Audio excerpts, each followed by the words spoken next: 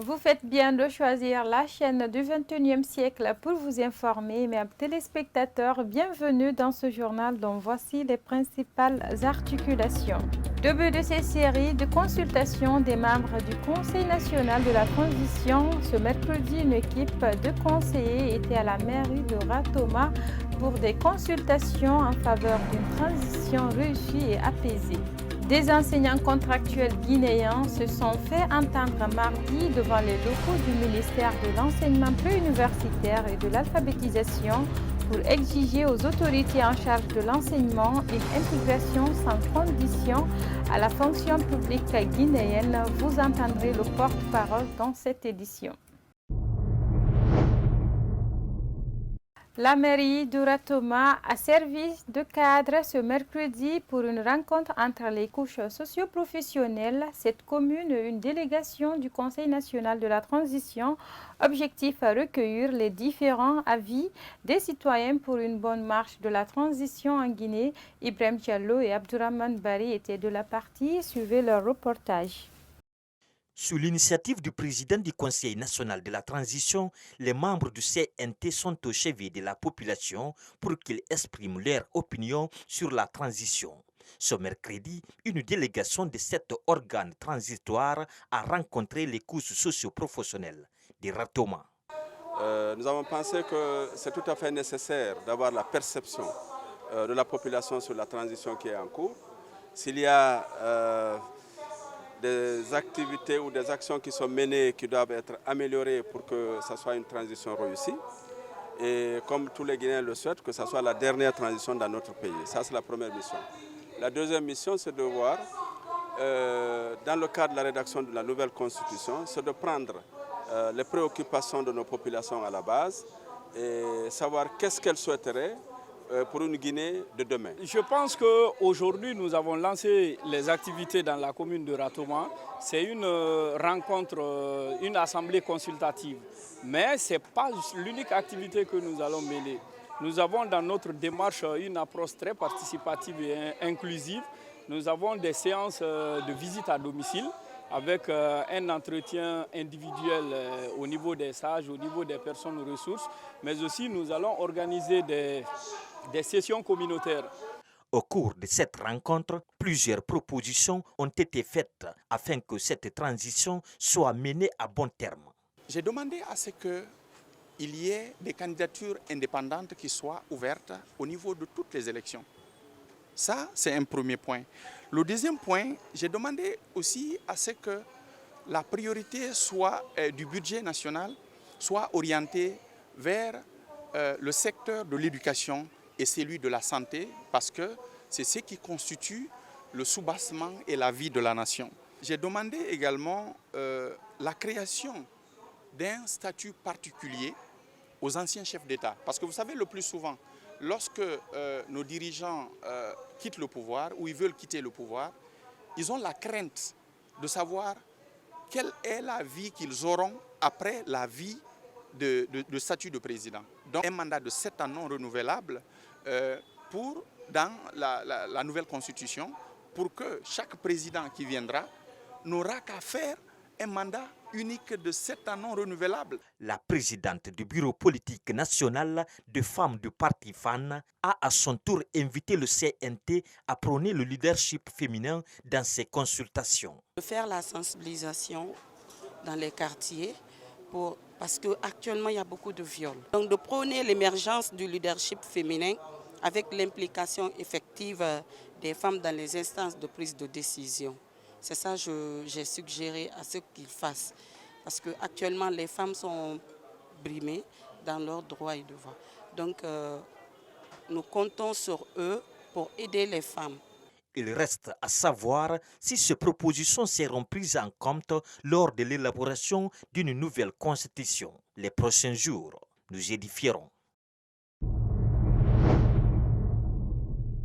Des enseignants contractuels ont manifesté ce mardi devant le ministère de l'Enseignement préuniversitaire et de l'Alphabétisation pour réclamer leur intégration sans condition à la fonction publique guinéenne. Rencontré ce mercredi 2 mars par notre rédaction, le porte-parole de ces enseignants s'est déterminé à aller jusqu'au bout de leurs réclamations.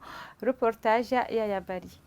C'était visiblement des enseignants contractuels très remontés qui se sont rassemblés devant le ministère de l'Enseignement préuniversitaire et de l'Alphabétisation ce mardi, brandissant des pancartes et scandant des slogans pour se faire entendre. Ils ont exigé tout simplement un engagement à la fonction publique sans condition. Il n'est pas question qu'on nous amène à un concours dont les résultats sont connus d'avance, parce que nous savons comment est-ce que les concours sont organisés dans notre pays, la Guinée. Nous avons assisté en 2017 à un concours organisé par le ministère de la fonction publique au sein du secteur de l'éducation. Et nous avons remarqué au finish que les vrais enseignants contractuels servant dans les établissements, les 90% n'ont pas retrouvé leur nom sur la liste. Et les admis n'étaient que des recommandés et ceux qui ont payé de l'argent. Alsenima Bint Kamara invite le département en charge de l'enseignement à revoir leur méthode de recrutement au sein de la fonction publique. De 2010 à nos jours, beaucoup de recrutements ont eu lieu au sein du système et au sein de l'éducation. Mais aujourd'hui, il y a toujours un manque criard au sein du système éducatif. Pourquoi? Parce qu'ils ont transformé l'éducation comme une porte d'entrée à la fonction publique. Et une fois qu'ils ont un numéro matricule, ils cherchent maintenant à naviguer vers un autre secteur.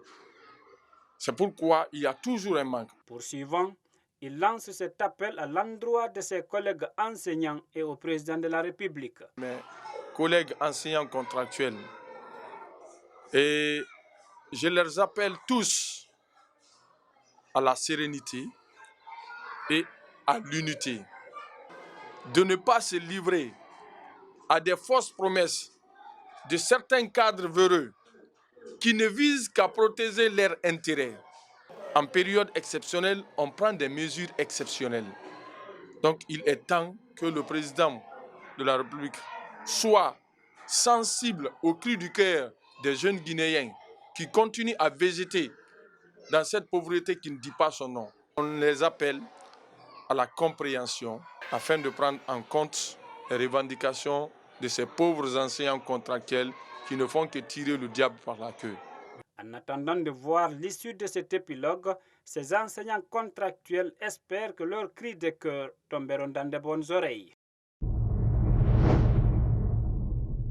Depuis quelques jours, un document confidentiel qui aurait fuité sur les réseaux sociaux fait l'objet d'une vaste polémique en Guinée. Un document dans lequel serait mentionnée la durée de la transition qui s'étendra jusqu'à 2025, à une rumeur qui suscite la colère au sein du FNDC. Suivez.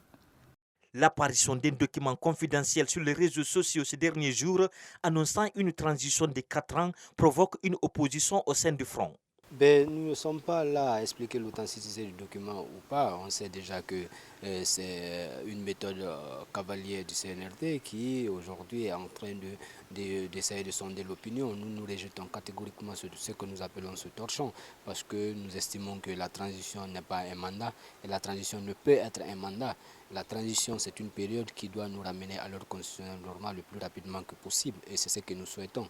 Et nous sommes en train de constater malheureusement que le CNRD qui nous avait annoncé le 5 septembre que la justice sera la boussole de la transition, c'est le CNRD lui aussi qui est en train de se substituer à cette justice, c'est lui qui devient la boussole, c'est le CNRD qui devient aujourd'hui la boussole de la transition. Nous pensons que le colonel Mamadi Doumbouya doit prendre ses responsabilités parce qu'il sera tenu responsable de tout ce qui arrivera. Le lundi dernier, Conakry a renoué avec les manifestations politiques. À cet effet, Abdoulaye Oumousso appelle à la responsabilité du gouvernement. Et si les gens commencent à violer les droits des citoyens, déjà, ça va ramener à la frustration. C'est pourquoi nous avons dit, et si vous avez remarqué que le gouvernement de la République doit prendre ses responsabilités, le CNRD ne doit pas être le gouvernement, Le gouvernement doit jouer son rôle et dans ce gouvernement, il y a un ministère de la Justice, il y a un ministère de l'Habitat qui doit jouer son rôle. Au cas où ce document serait officiel, quelle serait la démarche du Front anti-troisième mandat? Nous considérons ça comme un torchon et nous appelons le peuple de Guinée, les citoyens pro-démocratie, qui sont battus tout ce temps pour que la Guinée soit un pays démocratique et vertueux, de se remobiliser davantage et de faire barrage à cette intoxication et de faire en sorte que la Guinée renoue avec l'ordre constitutionnel normal le plus rapidement que possible. Il est essentiel que la transition soit la plus brève possible en Guinée pour que le pays renoue enfin avec un ordre constitutionnel, a déclaré ce responsable du FNDC. Depuis la prise du pouvoir par le CNRD, aucun véritable cadre de dialogue ne semble être engagé entre la classe politique et les autorités de la transition. Dans un entretien qu'il a accordé à notre rédaction, l'honorable Boubacar Souma, président du parti GDE, décrit son constat de l'évolution de la transition guinéenne et invite ses collègues politiciens à l'unité. Il est au micro de Yaya Bari et Ibrahim Khalil Silla. Je pense que c'est un constat lamentable, un tableau de bord que je peux décrire au rouge, parce qu'une transition, elle est avant tout et après tout éminemment politique. Et en tant que tel, on ne peut mettre de côté la classe politique. Mais depuis les premières heures de prise de pouvoir par le CNRD, nous avons constaté qu'ils veulent amadouer la classe politique en le mettant de côté. Et vouloir même, nous voyons dans les lignes, dans des phrases, l'ambition d'en créer une nouvelle classe politique, chose qui n'est pas possible. Moi, je pense qu'il y a toujours le temps pour nous de s'entendre sur le même. Donc, tous les partis politiques, tous les leaders politiques doivent savoir que ce n'est pas une affaire de Sidia, ce n'est pas une affaire de Sellou, ce n'est pas une affaire d'Abakar Souma, c'est une affaire de la classe politique. Lorsqu'ils finiront par tuer, si Dieu le veut, par anéantir, si Dieu le veut, ce soi-disant grands, ils s'attaqueront aux petits. Et le tour des petits, ils ne prendront même pas le temps. C'est ça qui doit être notre compréhension à nous. Nous devons être solidaires à la classe politique. Ne serait-ce que sur des questions essentielles d'intérêt commun. L'atelier de couture à Quilombo s'inscrit dans le cadre de la promotion du textile guinéen dans la sous-région et à l'international. Cet atelier dispose de matériel adéquat à la mode, que ce soit pour hommes et femmes, mais aussi de la décoration. Notre rédaction a effectué une visite dans cet atelier. Salut Duldesso vous propose ce public reportage. La mode est une manière de vivre, de penser, propre à une époque, à un pays, à un milieu. Elle est souvent considérée comme une superficielle ou encore comme une manière de vendre des produits que le consommateur peut se sentir contraint d'acheter. Cet atelier Quilombo s'inscrit et s'engage de valoriser non seulement le textile guinéen, mais aussi faire valoir la mode made in Guinée en Afrique et ailleurs dans le monde. Suleiman Bari est le PDG de Quilombo Couture. On a beaucoup de gammes. D'abord, la promotion du textile guinéen, ça d'abord c'est un. Et il y a la couture européenne qu'on fait encore maintenant et la couture classique. Et il y a aussi, comment je vais dire, la couture africaine en général, les maquissales, les robes, les grands-mères, on fait tous ces genres de trucs. Et en plus de ça, maintenant, il y a une innovation qui est là. Et on a une imprimante purement informatisée avec laquelle on peut faire des broderies bien adaptées à toutes sortes de tissus, que ce soit les t-shirts, les casquettes, on imprime les logos, on imprime sur les tenues de chantier. Il y a beaucoup de facilité avec la machine, donc on a pu acquérir la machine. Donc ça nous permet vraiment d'améliorer notre travail. À Quilombo Couture, le délai est sacré. une façon de satisfaire la clientèle de tous bords.